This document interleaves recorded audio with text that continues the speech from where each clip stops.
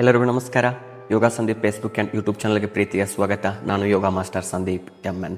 ಸ್ನೇಹಿತರೆ, ನಮಗೆ ಗೊತ್ತಿರಲಿ ನಮ್ಮಲ್ಲಿ ಬಹಳಷ್ಟು ಜನ ನಾವು ಮಾಡ್ತಕ್ಕಂಥ ಫಿಸಿಕಲ್ ಆಸನಗಳು ಏನಿದಾವೆ ಅದನ್ನೇ ಯೋಗ ಅಂತ ಅಂದ್ಕೊಂಡ್ಬಿಟ್ಟಿರ್ತೀವಿ. ಅದು ಯೋಗ ಅಂತ ಅಲ್ಲ, ಅದು ಯೋಗ ಹೌದು, ಬಟ್ ಯೋಗದಲ್ಲಿ ಬರ್ತಕ್ಕಂಥ ಒಂದು ಭಾಗ ಮಾತ್ರ. ನಾವು ಅಷ್ಟಾಂಗ ಯೋಗದ ಪ್ರಕಾರ ನೋಡೋದಾದರೆ ಅಂದರೆ ಪತಂಜಲಿ ಮಹರ್ಷಿಯವರು ರಚಿಸಿರ್ತಕ್ಕಂಥ 196 ಯೋಗ ಸೂತ್ರಗಳು ಏನಿದಾವೆ ಅದನ್ನೆಲ್ಲ ಸಂಪೂರ್ಣವಾಗಿ ಒಳಗೊಂಡಂತೆ ನೋಡೋದಾದರೆ ನಾವು ಅಷ್ಟಾಂಗ ಯೋಗವನ್ನು ಪಾಲನೆ ಮಾಡುವಂಥದ್ದು. ಅಷ್ಟಾಂಗ ಯೋಗ ಅಂದರೆ ಅಷ್ಟ ಅಂದರೆ 8 ಲಿಮ್ಸ್ ಆಫ್ ಯೋಗ ಅಂತ ನಾವು ನೋಡ್ತೀವಿ. ಇದರಲ್ಲಿ ಬರುವಂಥ ಆಸನ ಸಹ ಏನಾಗಿರುತ್ತೆ, ಒಂದು ಭಾಗ ಆಗಿರುವಂಥದ್ದು. ಆಸನವೇ ಒಂದು ಯೋಗ ಅಂತಲ್ಲ, ಯೋಗದಲ್ಲಿ ಬರ್ತಕ್ಕಂಥ ಆಸನ ಒಂದು ಭಾಗ. ಬಹಳಷ್ಟು ಜನ ನಾವೇನು ಮಾಡ್ಬಿಡ್ತೀವಿ, ಡೈರೆಕ್ಟಾಗಿ ಆಸನವನ್ನು ಮಾಡ್ಲಿಕ್ಕೆ ಹೋಗ್ಬಿಡ್ತೀವಿ. ಆಸನ ಮಾಡೋದ್ರಿಂದ ಫಿಸಿಕಲ್ ಬಾಡಿ ಚೆನ್ನಾಗಿರುತ್ತೆ, ಸ್ವಲ್ಪ ನೋಡೋಕ್ಕೆ ಲುಕ್ ಕಾಣ್ತೀವಿ, ಈ ರೀತಿ ಬೆನಿಫಿಟ್ಸ್ಗಳಿರುವಂಥದ್ದು. ಬಟ್ ನಾವು ಸಂಪೂರ್ಣವಾಗಿ ಒಳಗಿಂದ ಚೆನ್ನಾಗಿರಬೇಕು, ಮನಸ್ಸಿಂದ ಆರೋಗ್ಯವಾಗಿರಬೇಕು ಅನ್ನೋದಾದರೆ ನಾವು ಸಂಪೂರ್ಣವಾಗಿ ಏನು ಮಾಡಬೇಕು, 8 ಹಂತಗಳನ್ನು ಪಾಲನೆ ಮಾಡಿದಾಗ ಮಾತ್ರ ಏನಾಗುವಂಥದ್ದು, ನಮ್ಮ ದೈಹಿಕ ಆರೋಗ್ಯ, ಮಾನಸಿಕ ಆರೋಗ್ಯ ಮತ್ತು ನಾವು ಸಾಮಾಜಿಕವಾಗಿ ಹೇಗಿರಬೇಕು ಮತ್ತು ವೈಯಕ್ತಿಕ ಜೀವನದಲ್ಲಿ ಹೇಗಿರಬೇಕು ಇವೆಲ್ಲವನ್ನು ನಾವು ಕಲೀಲಿಕ್ಕೆ ಸಾಧ್ಯ. ನಿಮಗೀಗ ಅರ್ಥ ಆಯ್ತು ಅನಿಸುತ್ತೆ. ಯೋಗ ಅಂದರೆ ಕೇವಲ ದೈಹಿಕ ಆಸನಗಳು ಮಾತ್ರ ಅಲ್ಲ, ಪ್ರತಿಯೊಂದು ಹಂತಗಳನ್ನು ಅಳವಡಿಸಿಕೊಂಡಾಗ ಮಾತ್ರ ಏನಾಗುತ್ತೆ, ಒಂದು ಸಂಪೂರ್ಣ ಜೀವನ ಶೈಲಿ ಚೇಂಜ್ ಆಗುವಂಥದ್ದು.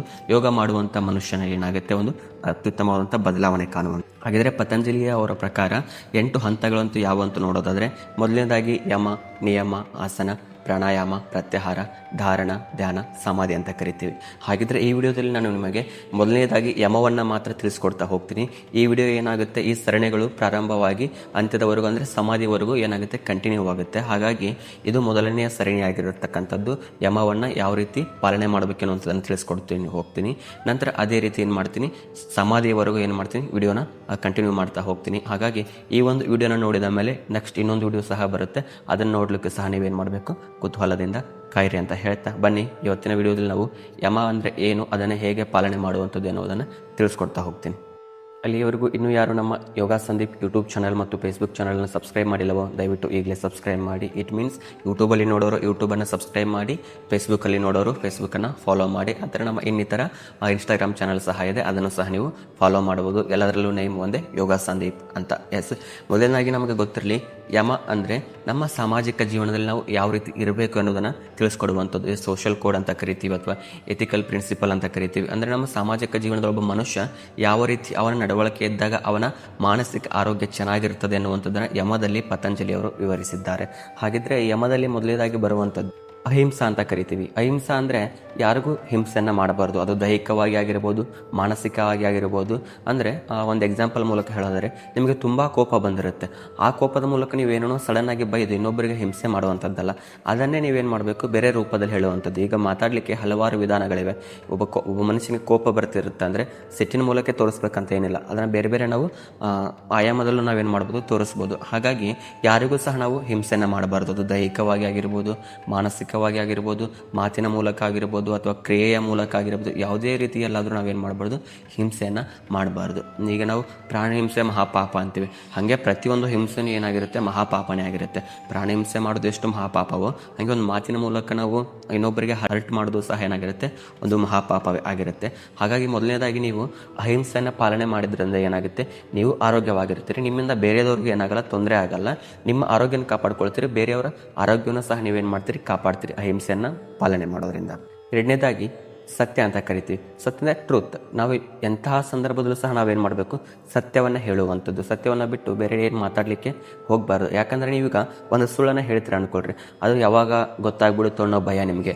ಆ ಭಯದಿಂದ ಏನಾಗುತ್ತೆ, ನಿಮ್ಮಲ್ಲಿ ಬೇರೆ ಬೇರೆ ಆರೋಗ್ಯ ಸಮಸ್ಯೆಗಳು ಕಾಡಲಿಕ್ಕೆ ಶುರುವಾಗುತ್ತೆ. ನಿಮಗೆ ಟೆನ್ಷನ್ ಜಾಸ್ತಿ ಆಗುವಂಥದ್ದು, ಒತ್ತಡ ಜಾಸ್ತಿ ಆಗುವಂಥದ್ದು, ಮತ್ತು ಅದನ್ನು ನೀವು ಮಾನಸಿಕವಾಗಿ ಏನು ಮಾಡ್ತಾರೆ, ಖಿನ್ನತೆಗೆ ಒಳಗಾಗ್ಬಿಡ್ತೀರ.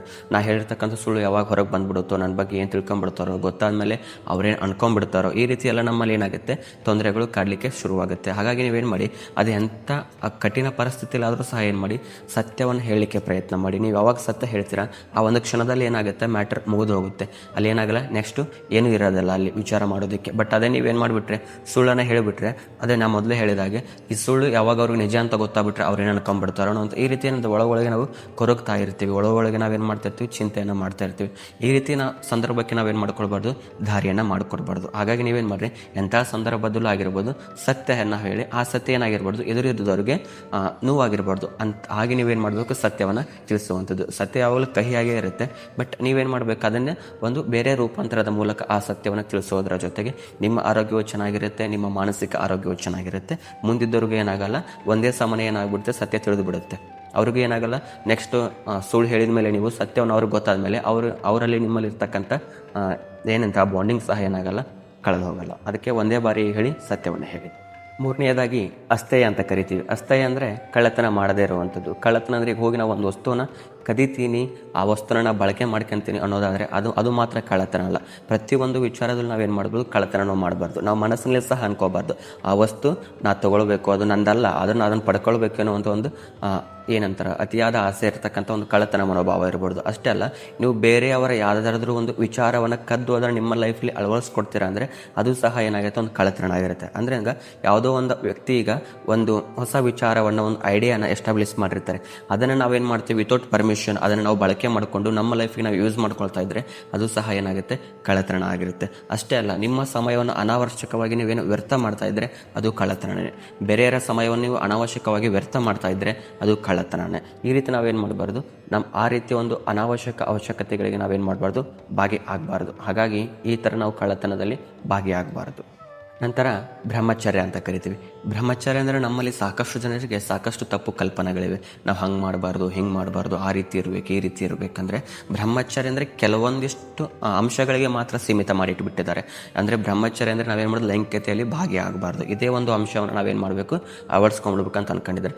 ಇಲ್ಲ, ಬ್ರಹ್ಮಚರ್ಯ ಅಂದರೆ ಪ್ರತಿಯೊಂದು ಹಂತವನ್ನು ನಾವು ಪಾಲನೆ ಮಾಡುವಂಥದ್ದು. ನಿಮ್ಮ 25 ವರ್ಷದ ಒಳಗಿನ ಏನು ಬ್ರಹ್ಮಚರ್ಯ ಅವಸ್ಥೆ ಏನಿರುತ್ತೆ ಅದನ್ನು ನೀವೇನು ಮಾಡಬೇಕು, ಸರಿಯಾಗಿ ಕಾಪಾಡಿಕೊಂಡಿದ್ದಾದರೆ ಮುಂದೆ ಬರ್ತಕ್ಕಂಥ ಬೇರೆ ಬೇರೆ ಅವಸ್ಥೆಗಳೇನಿರ್ತವೆ ನಿಮಗೆ ಚೆನ್ನಾಗಿರುವಂಥದ್ದು ಎನ್ನುವಂಥದ್ದು ಇದರ ಉದ್ದೇಶ. ಅಂದರೆ ನಮ್ಮ ಜ್ಞಾನಾರ್ಜನೆಗಾಗಿ ನಾವೇನು ಮಾಡಬೇಕು, ಬ್ರಹ್ಮಚರ್ಯನ ಪಾಲನೆ ಮಾಡುವಂಥದ್ದು. ನಮ್ಮಲ್ಲಿ ಇರ್ತಕ್ಕಂಥ ಶಕ್ತಿಗಳನ್ನು ನಾವು ಹೀನ ಮಾಡ್ಕೊಳ್ಬಾರ್ದು ಅನ್ನುವಂಥದ್ದು ಉದ್ದೇಶ. ಇದು ಬಹಳಷ್ಟು ಜನ ಶಕ್ತಿ ಅಂದರೆ ಕೇವಲ ವೀರಶಕ್ತಿ ಅಂತ ಮಾತನಾಡ್ಕೊಂಡಿರ್ತಾರೆ. ಬೇರೆ ಬೇರೆ ಈಗ ಬ್ರಹ್ಮಚರ್ಯ ಅಂದರೆ ಮುಖ್ಯವಾಗಿ ಇಂದ್ರಿಯಗಳನ್ನು ಕಂಟ್ರೋಲ್ ಮಾಡುವಂಥದ್ದು. ಈಗ ಜ್ಞಾನೇಂದ್ರಿಯದಲ್ಲಿ ನಾವು ನೋಡ್ತಾ ಹೋಗ್ತೀವಿ, ಕಣ್ಣು, ಕಿವಿ, ಮೂಗು, ನಾಲಿಗೆ, ಚರ್ಮ, ಈ ರೀತಿ ನಾವು ಅನಾವಶ್ಯಕವಾಗಿ ಏನು ಮಾಡುವಂಥದ್ದು, ಬೇಡವಾದನ್ನು ನೋಡುವಂಥದ್ದು. ನಮ್ಮ ಮನಸ್ಸಿಗೆ ಅಥವಾ ನಮ್ಮ ದೇಹಕ್ಕೆ ಅದು ಅವಶ್ಯಕತೆ ಇರಲ್ಲ ಅಂಥ ವಿಚಾರಗಳನ್ನು ನಾವು ಕಣ್ಣಿಂದ ನೋಡುವಂಥದ್ದು. ಅಲ್ಲಿ ಸಹ ಶಕ್ತಿ ಏನಾಯಿತು, ಹಾಳಾಯಿತು.